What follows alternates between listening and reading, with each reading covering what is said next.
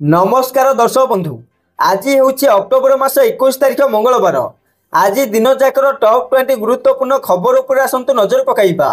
Video को शेष पर्यंत देखंतु। मात्र किछि समय मध्य जानीपारे आज दिनर संपूर्ण खबर। ता पूर्व चैनल रे नुआ थिले चैनल को सब्सक्राइब करी रखंतु। एमिति प्रतिदिन लाटेस्ट न्यूज सर्वप्रथमे देखिबा पाई। तेबे आसंतु संपूर्ण खबर उपर नजर पकाइबा। आजिर प्रथम खबर, सुभद्रा योजना को नहीं आसला बड़ खबर। आज आरंभ है सुभद्रा योजना नुआ अप्लाई। जो छात्री एवं महिला मान बयस 21 रु 25 वर्ष होइथिबो सेमाने योग्य विवेचित हेबे। गतकाली एने दीपावली अवसर उपमुख्यमंत्री प्रभाती परिडा कहउछंती हेले वार्षिक 18,000 टंकार अधिक वृत्ति पाउथिली मिलिबानी सुभद्रा टंका। केंद्र और राज्य ठारू 18,000 ऊर्ध्व आर्थिक सहायता पाउथिली अयोग्य विवेचित हेबे। एने उच्च शिक्षा और SC/ST विभाग को महिला और शिशु विकास विभाग तरफ चिठी दि जाइछि। एभली सहायता पाउथिबा 21 वर्ष ऊर्ध्व महिला तथ्य देबाकू चिठी रे निर्देश रहिछि। एने विभाग को अनेक अभियोग मिलिछि। तेबे विभाग पक्षरु प्रदान कर जाइथिबा निर्दिष्ट फॉर्मेट रे 2023-24 और 2024-25 आर्थिक वर्ष रे केउ छात्री माने 18,000 टंकार अधिक छात्रवृत्ति नैछंती तार समस्त तथ्य प्रदान करिबा लागि चिठी लिखिछि विभाग। परवर्ती खबर, फोन पे यूजर आसला बड़ खबर। मिल 5.4% सुधरी 50,000 टंकार लोन। एने RBI गवर्नर संजय मालहोत्रा दीपावली अवसर कहते जे देश में बढ़ुवा UPI कारोबार को नजर रखिकी यह बड़ निष्पत्ति निया जाइछि। तेबे यह सुविधार लाभ से माने उठाई पारिबे जो मानक अकाउंट रे 10 लाख टंकार अधिक ट्रांजैक्शन होइथिबो। तेबे यह लोन लाभ आसंता जनवरी 1, 2026 रु उठाई पारिबे लोके। परवर्ती खबर, देशवासी को दीपावली शुभकामना जणाइली राष्ट्रपति, प्रधानमंत्री और मुख्यमंत्री। गतकाली प्रधानमंत्री नरेंद्र मोदी सोमवार देशवासी को दीपावली शुभेच्छा जणाइछंती। से सोशल मीडिया प्लेटफॉर्म इंस्टाग्राम रे पोस्ट करिसंती, मोर समस्त देशवासी को दीपावली हार्दिक शुभेच्छा। आलोकर यह पवित्र पर्व समस्त जीवन को सुख समृद्धि एवं सद्भावना आलोकित करू। राष्ट्रपति द्रौपदी मुर्मू मध्य देशवासी को दीपावली शुभेच्छा जणाइछंती। सेहीपरि मुख्यमंत्री मोहन चरण माझी भी दीपावली शुभेच्छा जणाइछंती। सुरक्षित सबुज दीपावली पालन करने पई से निवेदन करुछंती।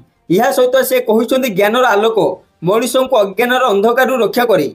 यह पर प्रदूषण मुक्त और सबुज दीपावली पालन पई मुख्यमंत्री आह्वान दैछंती। परवर्ती खबर, श्रीमंदिर नीलचक्र उपरे पुणी बसिला चिल। रविवार अपराह्न रे श्रीमंदिर नीलचक्र उपरे चिल बसिथिबा देखिबाकू मिलिथिला। पतित पावन बाना परिवर्तन पूर्व नीलचक्र उपरे चिल बसिथिबा देखि श्रद्धालुओं मन में अनेक प्रश्नवाची सृष्टि होइथिला। तेबे श्रीमंदिर नीलचक्र उपरे चिल बसिबा नै महाप्रभु किछि संकेत देउछन्ति बोली साधारण रे चर्चा हेउछि। किछि समय धरि श्रीमंदिर नीलचक्र उपरे चिल बसिथिला बेले परवर्ती समय चिलटी उड़ी जाइथिबा देखिबाकू मिलिछि। परवर्ती खबर, बंगोपसागर रे लघुचाप 24 रु 26 प्रबल वर्षा। सेपटे भारतीय पाणीपाग विभाग IMD अनुଯାयी अक्टोबर 21 तारिख में बंगोपसागर रे एक लघुचाप सृष्टि होबार संभावना रही। यह दृष्टि रखी ओडिशार विभिन्न जिला पई आगामी 3 दिन वर्षा और वज्रपातर सतर्कता जारी कर जाइछि। एही परिप्रेक्षी रे आसंता 24 रु 26 तारिख पर्यंत प्रबल वर्षार आशंका कर जाइछि। यह सहित आज हालुकारू मध्यम धरणर वर्षा आरंभ हो पारे बोली पाणीपाग विभाग केन्द्र पक्षरु कहा जाइछि। एपरिक दक्षिण ओडिशा समेत उपकूल ओडिशा रे वर्षार संभावना रही। 30 रु 40 किलोमीटर बेग रे पवन बहिबार आशंका करा जाउछि। हेले लोकों को भयभीत हेबार कौनसी कारण नहीं बोली पाणीपाग विज्ञान केन्द्र पक्षर अवगत कर जाइछि। परवर्ती खबर, पुणी भारत को धमक देले ट्रंप। सेपटे अमेरिका राष्ट्रपति डोनाल्ड ट्रंप पुणी थरे भारत प्रति कठोर आभिमुख्य ग्रहण करिसंती। कहिसंती जे जदि भारत रूस अशोधित तैल आमदानी जारी रखे तेबे यहाको भारी आमदानी शुल्क देबाको पड़िबो। ट्रंप तांको विमान एयरफोर्स 1 रे सांबादिक मानक सहित कथबार्ता समय ही विवृत्ति देइथिले। एथि सहित से कहिसंती मु प्रधानमंत्री मोदी सह कथा होइथिली। से कहिथिले जे भारत रूस तेल किणिबो नाही। जदि सेमाने एपरि न करंती तेबे सेमान को भारी शुल्क देबाको पड़िबो। परवर्ती खबर, ओडिशावासी को दीपावली शुभेच्छा जणाइली पूर्वतन मुख्यमंत्री नवीन पट्टनायक। सेपटे एक वीडियो वार्ता पट्टनायक ओडिया भाषा कहते, नमस्कार, आलोकर पर्व दीपावली अवसर मु आपनको मोर शुभेच्छा जनाऊछि। जय जगन्नाथ। तांको वार्तार पट्टनायक आलोकर पर्व दीपावली महत्व उपर गुरुत्वारोप करिसंती। ओडिशा पारंपरिक उत्साहर सहित आलोकर पर्व दीपावली पालन करने को प्रस्तुत होइथिबा समय पट्टनायक शुभेच्छा आसीछि। ପୂର୍ବତନ ମୁଖ୍ୟମନ୍ତ୍ରୀଙ୍କ ବାର୍ତ୍ତା ରାଜ୍ୟର ସମୃଦ୍ଧ ସାଂସ୍କୃତିକ ଐତିହ୍ୟକୁ ପ୍ରତିଫଳିତ କରୁଥିବା ଗୁରୁତ୍ୱକୁ ଉଲ୍ଲେଖ କରିଛି। ପରବର୍ତ୍ତୀ ଖବର, କମିଲା ସୁନା ଏବଂ ରୂପା ଦର। ଯଦି ଆପଣ ଆଜି ସୁନା କିଣିବାକୁ ଚାହୁଁଛନ୍ତି ବା ଯୋଜନା କରୁଛନ୍ତି, ତେବେ ପ୍ରଥମେ ଜାଣି ନିଅନ୍ତୁ ଆଜି କେତେ ରହିଛି ସୁନା ଦର। ଆଜି ଭାରତୀୟ ବଜାରରେ 24 କ୍ୟାରେଟ୍ ସୁନାର ଦର 1,30,690 ଟଙ୍କା ରହିଛି। ସେହିପରି 22 କ୍ୟାରେଟ୍ ସୁନାର ଦର 1,19,800 ଟଙ୍କା ଛୁଇଁଛି। ସେହିପରି ରାଜଧାନୀ ଭୁବନେଶ୍ୱରରେ 24 କ୍ୟାରେଟ୍ ସୁନାର ମୂଲ୍ୟ 10 ଗ୍ରାମ ପିଛା 1,30,690 ଟଙ୍କା ରହିଥିଲା ବେଳେ 22 କ୍ୟାରେଟ୍ ସୁନାର ମୂଲ୍ୟ 1,19,800 ଟଙ୍କାକୁ ପହଞ୍ଚିଛି। ସେହିପରି ମୁମ୍ବାଇରେ 24 କ୍ୟାରେଟ୍ ସୁନାର ମୂଲ୍ୟ 1,30,690 ଟଙ୍କା ଓ 22 କ୍ୟାରେଟ୍ର ମୂଲ୍ୟ 1,19,800 ଟଙ୍କା ରହିଛି। ଏହା ସହିତ ନୂଆଦିଲ୍ଲୀରେ 24 କ୍ୟାରେଟ୍ ସୁନାର ମୂଲ୍ୟ 1,30,840 ଟଙ୍କା ଓ 22 କ୍ୟାରେଟ୍ର ମୂଲ୍ୟ 1,10,995 ଟଙ୍କା ରହିଛି। ସେହିପରି ଦକ୍ଷିଣ ଭାରତର ପ୍ରମୁଖ ସହର ଚେନ୍ନାଇରେ 24 କ୍ୟାରେଟ୍ ସୁନାର ମୂଲ୍ୟ 1,30,004 ଟଙ୍କା ଥିଲାବେଳେ 22 କ୍ୟାରେଟ୍ ସୁନାର ମୂଲ୍ୟ 1,19,200 ଟଙ୍କା ରହିଛି। ପରବର୍ତ୍ତୀ ଖବର, ସରକାରୀ କର୍ମଚାରୀଙ୍କ ପାଇଁ ଖୁସି ଖବର, କାରଣ ଏଥିପାଇଁ କମିଶନ ଲାଗୁ ପରେ ମୂଳ ଦରମା ବଢ଼ିବ 3 ଗୁଣ। ସେପଟେ ଲୋକମାନେ ଅଷ୍ଟମ ବେତନ କମିଶନକୁ ଉତ୍ସାହର ସହିତ ଅପେକ୍ଷା କରୁଛନ୍ତି। ସରକାର କହୁଛନ୍ତି ଯେ ଏ ସମ୍ପର୍କରେ ଏକ ବିଜ୍ଞପ୍ତି ଖୁବ୍ ଶୀଘ୍ର ଜାରି କରାଯିବ ଏବଂ କାମ ଚାଲିଛି।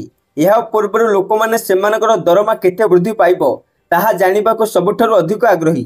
ଏ ସମ୍ପର୍କରେ ବିଭିନ୍ନ ଅନୁମାନ କରାଯାଉଛି, ଯେଉଁଥିରେ କିଛି କାରଣ ମଧ୍ୟ ଅନ୍ତର୍ଭୁକ୍ତ। କୁହାଯାଉଛି ଯେ ଏଥର 2.86 ପର୍ଯ୍ୟନ୍ତ ଫିଟମେଣ୍ଟ ଫ୍ୟାକ୍ଟର ଲାଗୁ ହୋଇପାରେ। ଯଦି ଏହା ହୁଏ, ତେବେ ମୌଳିକ ଦରମାରେ ଏକ ଗୁରୁତ୍ୱପୂର୍ଣ୍ଣ ବୃଦ୍ଧି ଆଶା କରାଯାଉଛି।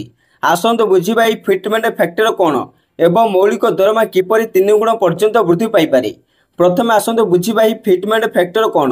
କେନ୍ଦ୍ରୀୟ କର୍ମଚାରୀଙ୍କ ବର୍ଦ୍ଧିତ ଦରମା ଗଣନା କରିବା ପାଇଁ ଫିଟମେଣ୍ଟ ଫ୍ୟାକ୍ଟର ବ୍ୟବହାର କରାଯାଏ। ବେତନ କମିଶନର ପ୍ରଯୁଜ୍ୟ ହାର ଉପରେ ଆଧାରିତ ଫିଟମେଣ୍ଟ ଫ୍ୟାକ୍ଟରକୁ ମୌଳିକ ଦରମା ସହିତ ଗୁଣିତ କରାଯାଏ। ଉଦାହରଣ ସ୍ୱରୂପ, ଯଦି ମୌଳିକ ଦରମା 20,000 ଏବଂ ଫିଟମେଣ୍ଟ ଫ୍ୟାକ୍ଟର 2.57, ତେବେ 20,000 × 2.5 = 50,000। ଏହାର ଅର୍ଥ ହେଉଛି ମୂଳ ଦରମା 50,000 ଟଙ୍କା ପର୍ଯ୍ୟନ୍ତ ହେବ। ପରବର୍ତ୍ତୀ ଖବର, ଓଡ଼ିଶା ମାଟ୍ରିକ ବୋର୍ଡ ଏକ୍ଜାମକୁ ନେଇ ଆସିଲା ଏକ ବଡ଼ ଖବର। ଉଠିଯିବ ମାଟ୍ରିକ ବୋର୍ଡ ପରୀକ୍ଷା। ସେପଟେ ନୂଆ ଜାତୀୟ ଶିକ୍ଷା କରିକୁଲମର ପ୍ରସ୍ତାବ। ଜାତୀୟ ଶିକ୍ଷାନୀତି ଅନୁସାରେ ବଡ଼ ଧରଣର ଶିକ୍ଷାନୀତିର ପରିବର୍ତ୍ତନ କରାଯିବା ପାଇଁ ଯାଉଅଛି।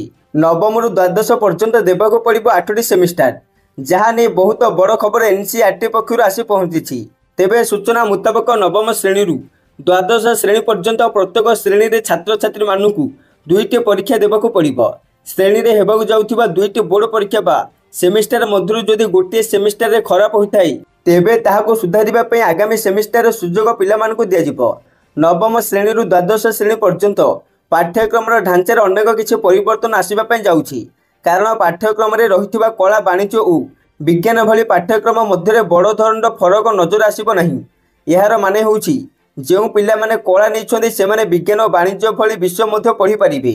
ସେହିପରି ବିଜ୍ଞାନ ପଢ଼ୁଥିବା ଛାତ୍ରଛାତ୍ରୀ ମଧ୍ୟ ବାଣିଜ୍ୟ ଓ କଳା ବିଷୟବସ୍ତୁକୁ ପଢ଼ିପାରିବେ। ପରବର୍ତ୍ତୀ ଖବର, ଚାଷୀଙ୍କ ଖାତାକୁ କେବେ ଆସିବ PM କିଷାନ ଟଙ୍କା। ସେପଟେ କେନ୍ଦ୍ର ସରକାର ଚାଷୀଙ୍କ ପାଇଁ ଅନେକ ଯୋଜନା ଚଳାଇଛନ୍ତି, ଯାହା ଲକ୍ଷ ଲକ୍ଷ ଚାଷୀଙ୍କୁ ସିଧାସଳଖ ଲାଭ ପହଞ୍ଚାଉଛି। ପ୍ରଧାନମନ୍ତ୍ରୀ କିଷାନ ସମ୍ମାନ ନିଧି ଯୋଜନାର ପରବର୍ତ୍ତୀ କିସ୍ତି ପାଇଁ ଚାଷୀମାନଙ୍କ ଅପେକ୍ଷା ବଢ଼ିଯାଇଛି। ଏ ପର୍ଯ୍ୟନ୍ତ ଯୋଜନାର 20ତମ କିସ୍ତି ଜାରି କରାଯାଇଛି ଏବଂ 21ତମ କିସ୍ତି ଅପେକ୍ଷାରେ ଅଛି। ଅଗଷ୍ଟରେ 20ତମ କିସ୍ତି ପଠାଯାଇଥିଲା। ସରକାର ପ୍ରତି 4 ମାସରେ କିସ୍ତି ପଠାନ୍ତି, ତେଣୁ କିସ୍ତି ଅକ୍ଟୋବର ଶେଷ କିମ୍ବା ନଭେମ୍ବର ପ୍ରଥମ ସପ୍ତାହରେ ଆସିପାରେ। ଅନ୍ୟପଟେ କିଛି ରିପୋର୍ଟରେ ଦାବି କରାଯାଉଛି ଯେ ଏହି କିସ୍ତି 6ଟି ପର୍ବ ପୂର୍ବରୁ ଜାରି କରାଯାଇପାରେ, ଯାହାଦ୍ୱାରା ଚାଷୀମାନେ ପର୍ବ ସମୟରେ ଆର୍ଥିକ ସହାୟତା ପାଇପାରିବେ। ତଥାପି ସରକାରଙ୍କ ପକ୍ଷରୁ ଏ ପର୍ଯ୍ୟନ୍ତ କୌଣସି ସରକାରୀ ଘୋଷଣା କରାଯାଇ ନାହିଁ। ସରକାରୀ ସୂଚନା ପରେ ହିଁ ତାରିଖ ଜଣାପଡ଼ିବ। ଚାଷୀମାନେ ସରକାରୀ ପୋର୍ଟାଲରେ ସେମାନଙ୍କ ଯୋଜନାର ସ୍ଥିତି ଯାଞ୍ଚ କରିପାରିବେ। ପରବର୍ତ୍ତୀ ଖବର, ORS ପିଉଥିଲେ ସାବଧାନ, ବଜାରରେ ବୁଲୁଛି ନକଲି ORS। ଡାକ୍ତର କଲେ ସାଂଘାତିକ ଖୁଲାସା। ସେପଟେ ପରିବାରଠାରୁ ଆରମ୍ଭ କରି ପ୍ରୋସେସ୍ଡ ଫୁଡ୍ ପର୍ଯ୍ୟନ୍ତ ସବୁଥିରେ ଭେଜାଲର ଯେମିତି ଏକ ପରସ୍ତ ପଡ଼ିଛି। ଆଜିର ସମୟରେ ଡାକ୍ତର ମଧ୍ୟ ଘରୋଇ ଖାଦ୍ୟ, ଜୈବିକ ପ୍ରକ୍ରିୟାରେ ଉତ୍ପାଦନ ପରିବା ଖାଇବାକୁ ପରାମର୍ଶ ଦେଇଥାନ୍ତି। ଏହି କ୍ରମରେ ଡାକ୍ତର ଚିନିଯୁକ୍ତ ପାନୀୟ ଠାରୁ ଦୂରେଇ ରହିବାକୁ ମଧ୍ୟ ସତର୍କ କରାଇଥାନ୍ତି। କିନ୍ତୁ ଆମେ ପ୍ରତିଦିନ କେତେ ଯେ ଚିନିଯୁକ୍ତ ପାନୀୟ ପିଉଛେ ତାହାର ଠିକଣା ନାହିଁ, ଯାହାର ଏକ ବଡ଼ ଉଦାହରଣ ହେଉଛି ORS। ଆଜ୍ଞା ହଁ, ଆପଣ ଦୋକାନରୁ ଯେଉଁ ଫ୍ଲେଭରଯୁକ୍ତ ORS ପିଉଛନ୍ତି ତାହା ଅସଲି ORS ନୁହେଁ, ଯାହାକୁ ପ୍ରମାଣିତ କରିବାକୁ ଯାଇ ହାଇଦ୍ରାବାଦର ଜଣେ ଶିଶୁ ରୋଗ ବିଶେଷଜ୍ଞ ଏକ ଦୀର୍ଘ ଦିନର ଲଢ଼େଇ ଲଢ଼ିଥିଲେ। ଫଳସ୍ୱରୂପ ଭାରତୀୟ ଖାଦ୍ୟ ନିରାପତ୍ତା ଏବଂ ମାନକ ପ୍ରାଧିକରଣ FSSAI ଏକ ନିର୍ଦ୍ଦେଶ ଜାରି କରିଛି ଯେ କୌଣସି ଖାଦ୍ୟ ବ୍ରାଣ୍ଡ ଏହାର ଉତ୍ପାଦ ଉପରେ ଓରାଲ ରିହାଇଡ୍ରେସନ ସଲ୍ଟ କିମ୍ବା ORS ଶବ୍ଦ ବ୍ୟବହାର କରିପାରିବେ ନାହିଁ ଯେ ପର୍ଯ୍ୟନ୍ତ ଏହାର ଫର୍ମୁଲା ବିଶ୍ୱ ସ୍ୱାସ୍ଥ୍ୟ ସଂଗଠନ ଦ୍ୱାରା ସୁପାରିଶ କରାଯାଇଥିବା ମାନଙ୍କୁ କଠୋର ଭାବରେ ପାଳନ ନ କରେ। ପରବର୍ତ୍ତୀ ଖବର, ସ୍ମାର୍ଟ ହେଲେ ଆଧାର କାର୍ଡ। ଏବେ ବ୍ୟବହାର କରନ୍ତୁ PVC ଆଧାର କାର୍ଡ। ଆଜିକାଲି ପ୍ରାୟତଃ ପ୍ରତ୍ୟେକ ସରକାରୀ ଏବଂ ବେସରକାରୀ କାମ ପାଇଁ ଆଧାର କାର୍ଡ ଆବଶ୍ୟକ। ତେଣୁ କୌଣସି କାମ କରିବା ପୂର୍ବରୁ ଆପଣଙ୍କ ଆଧାର କାର୍ଡ ସାଙ୍ଗରେ ଆଣିବାକୁ ଭୁଲିଗଲେ ଆପଣଙ୍କର କାମ ବିପଦରେ ପଡ଼ିପାରେ। ଏହି ସମସ୍ୟା ଗୁଡ଼ିକୁ ଏଡ଼ାଇବା ପାଇଁ ଭାରତୀୟ ସ୍ୱତନ୍ତ୍ର ପରିଚୟ ପ୍ରାଧିକରଣ ଏକ PVC ଆଧାର କାର୍ଡ ବିକଳ୍ପ ପ୍ରଦାନ କରି ଏହି କାର୍ଡକୁ ଟ୍ରାଡିସନାଲ ପେପର କାର୍ଡ ଅପେକ୍ଷା ଅଧିକ ସ୍ଥାୟୀ ବୋଲି ବିବେଚନା କରାଯାଏ। ଏହା ବ୍ୟତୀତ ଏହା ଏକ ୱାଲେଟ ଫ୍ରେଣ୍ଡଲି ଭର୍ସନ ଏବଂ ଏହାକୁ ନେବା ଆଣିବା କରିବା ମଧ୍ୟ ସହଜ। ଏହା ଆପଣଙ୍କ ଫିଜିକାଲ ଆଧାର କାର୍ଡର ଜୀବନକାଳ ବୃଦ୍ଧି କରେ ଏବଂ ଏହାକୁ ସୁରକ୍ଷିତ ରଖେ। ଆଉ ଏହି ସମୟରେ ସମସ୍ତ ଅପଡେଟ୍ ସଠିକ ରହିବା ନିଶ୍ଚିତ କରିବା ପାଇଁ UIDAI ପ୍ରତି 10 ବର୍ଷରେ ଆପଣଙ୍କର ଆଧାର କାର୍ଡ ସୂଚନା ରିଭାଲିଡେଟ କରିବାକୁ ସୁପାରିଶ କରେ। UIDAI ଦ୍ୱାରା ଜାରି କରାଯାଇଥିବା ନୂଆ PVC ଆଧାର କାର୍ଡ ପୁରୁଣା କାର୍ଡ ସହିତ ଜଡ଼ିତ ଅନେକ ସମସ୍ୟାର ସମାଧାନ କରେ। ପୂର୍ବରୁ କାଗଜ କାର୍ଡ ଗୁଡ଼ିକ ସହଜରେ ଚିରି ଯାଉଥିଲା, ନଷ୍ଟ ହୋଇଯାଇଥିଲା ଅର୍ଥାତ୍ ଏହାକୁ ପରିଚାଳନା କରିବା କଷ୍ଟକର ହୋଇଯାଉଥିଲା। କିନ୍ତୁ ଏହି କାର୍ଡକୁ ମଜବୁତ ରଖିବା ପାଇଁ ଏହା ଉଚ୍ଚମାନର ସିନ୍ଥେଟିକ୍ ପ୍ଲାଷ୍ଟିକରୁ ତିଆରି କରାଯାଉଛି, ଯାହା ଦେଖିବାକୁ ଅଧିକ ପ୍ରୋଫେସନାଲ ଲାଗିଥାଏ। ଏଥିରେ ସୁରକ୍ଷା ଉଦ୍ଦେଶ୍ୟରେ ଡିଜାଇନ କରାଯାଇଥିବା ଉନ୍ନତ ଫିଚର ମଧ୍ୟ ସାମିଲ ରହିଛି। ପରବର୍ତ୍ତୀ ଖବର, INS ବିକ୍ରାନ୍ତର ଯବାନଙ୍କ ସହ ଦୀପାବଳି ପାଳନ କଲେ ମୋଦି। ଦୀପାବଳିରେ ସବୁ ବର୍ଷ ଭଳି ଏଥର ମଧ୍ୟ ପ୍ରଧାନମନ୍ତ୍ରୀ ନରେନ୍ଦ୍ର ମୋଦି ଦେଶର ବୀର ଯବାନଙ୍କ ସହ ଦୀପାବଳି ପାଳନ କରିଛନ୍ତି।